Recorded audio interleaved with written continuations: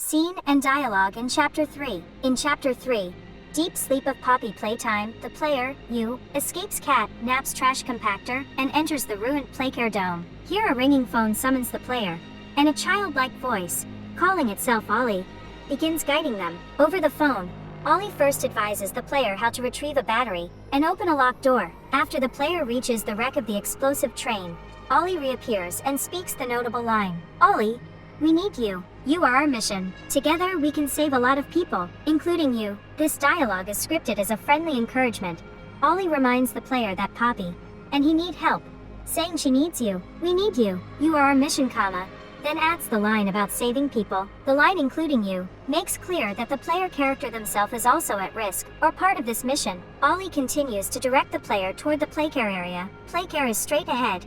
Cat Nap is here, and signs off with "nice to meet you." Meanwhile, Poppy and Kissy Missy appear as allies, guiding the player. For example, Poppy eagerly urges the player to kill the prototype to save everyone. For context, Poppy earlier proclaims, "Poppy, the prototype knows we're coming. Let me help you kill him. Let me help you save everyone. You freed me. You are perfect for this." This establishes that the player's goal is to destroy the prototype for the sake of saving others. Additional dialogue underscores Cat Nap's cult of personality around the prototype. For instance, a captive critter named Dog Day desperately explains, "The prototype is his god. We tried to fight it. Listen to me. You need to get out of this place." Near the chapter's climax, the prototype himself finally appears without speaking to kill Cat Nap. As the player electrocutes Cat Nap, the prototype's arm emerges, and he uses his sharp fingers to stab Cat Nap. This confirms the prototype's physical presence, though all spoken dialogue in Chapter 3 comes from the disembodied Ollie on the phone, and Poppy, and other toys, rather than from the prototype himself. Fan theories on the prototype's identity and intentions. Since Chapter 3's release, fans have intensely debated who Ollie really is and what his motives are. A prominent theory is that Ollie is not a real child at all, but the prototype himself speaking over the phone. For example, the antagonist wiki notes, "It is theorized that the prototype is actually Ollie, because the voice is exactly like the real Ollie." Prototype mimicked Ollie's voice on purpose, because Poppy wouldn't suspect it. In this view, the line about saving people is sinister. The prototype is tricking the player into doing his bidding. That wiki entry explicitly says that by "save a lot of people," the prototype means that the people are already eaten by the toys, in order for them to survive after the hour of joy. In other words, fans suggest the line is a morbid joke. The prototype has already ravaged the victims, so the only way to save them, or survive, is to keep obeying him. A Reddit theory likewise argues the prototype's goal might be to escape the factory, needing the player to remove obstacles, like Cat Nap. The phone calls are seen as the prototype quietly directing the player to pave his way out. By contrast, other fans believe Ollie is a genuine orphan child still alive in the factory, guiding the player to safety. The Poppy Playtime wiki, Ollie page, discusses this.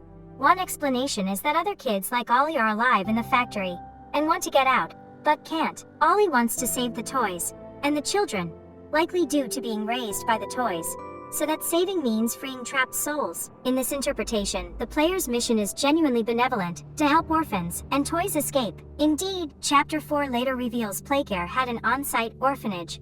Poppy says there are still some orphans from Playcare inside that must be rescued. The Kadali theory was even featured by the Game Theory channel. They posited that Ollie was a real child popular among the toys, but has disappeared, and that the prototype later learned Ollie's voice to manipulate others. The official Ollie wiki page notes this split. It mentions that some assumed Ollie was a factory survivor, while others, especially after Chapter 4, see him as a facade created by the prototype. Notably, it comments that Ollie's empathy on the call, "He sounds caring and upset," implies that it was the real Ollie talking, rather than the prototype mimicking him. In short, fan opinions vary.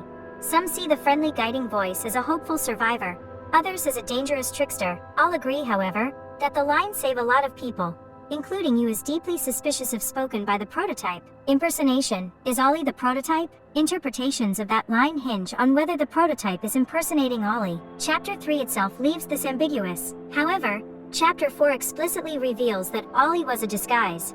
When Poppy tries to phone Ollie for help, he reveals himself to have been the prototype the entire time, admitting the real Ollie has long been dead. Poppy then learns that the prototype manipulated everyone to get this exact outcome. In other words, the canonical answer, post-Chapter 4, is that those phone calls were the prototype in costume. Before that reveal, clues were subtle. The prototype is known to mimic voices. For example, in a tape log he flawlessly copies a scientist's voice. So fans doubted a lone orphan could do so well. The fact that Ollie's voice only stops after Catnap is killed, and the prototype never calls the player by phone again that chapter, also suggests they were the same person. The Poppy Wiki's theorizing section, pre-reveal, even notes that nothing is said to explain Ollie's identity, implying a setup for a reveal. Thus most theories converged on Ollie was the prototype all along, using the boy's memory to mislead Poppy and the player. Again, Chapter 4 confirms this hindsight. Who is you and the broader story? In the line including you,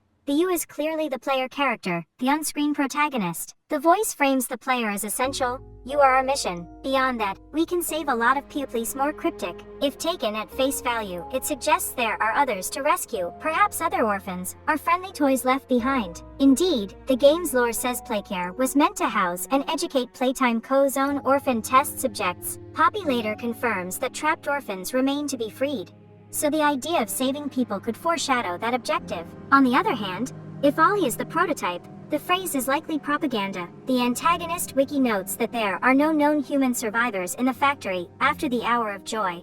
Only a few orphan children, and the toys. In that reading, the prototypes a lot of people refers hypocritically to the dead victims, who have already been consumed by the smog, and the player themselves, who might yet be saved from the same fate. One fan explanation explicitly says the people are already eaten by the toys in order for them to survive after the hour of joy, making the promise of salvation empty. Thus, who you refers to depends on your interpretation, literally the player, or metaphorically all those ensnared, living or dead, in the factory. Broadly, the line ties into the chapter's themes.